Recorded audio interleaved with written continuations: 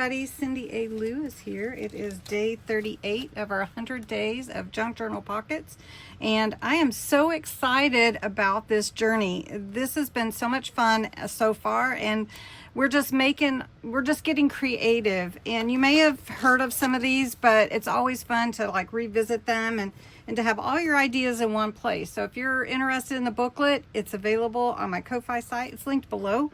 Also check out Creating with Jovi. We get the same instructions and interpret them a little differently. So it's really fun to see what she creates and what I do. So today's pocket for 38 is a layered tag pocket. So you need two tags, one larger than the other. And then you can create your own, of course. And then you need some scrap paper or ephemera, that's up to you, glue or tape, and a hole punch, a ribbon. And this is a really simple pocket. And I started playing with this one and I just embellished it, and I don't want to cover that up. So I really like that one. But I've got another one. So this is a larger and this is a smaller one that's out of the kit.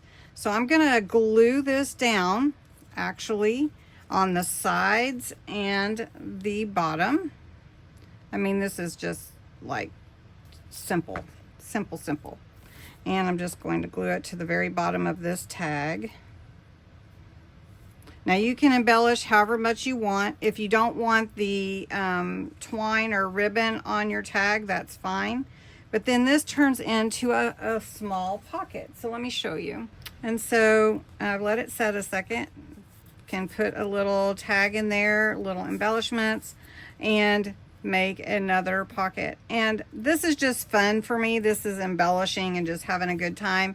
So I hope that you will try this. You could start with a bigger tag even, and then you could even fit more into your pocket. But I thought, well, this is super simple. Just grab a couple tags and make a pocket.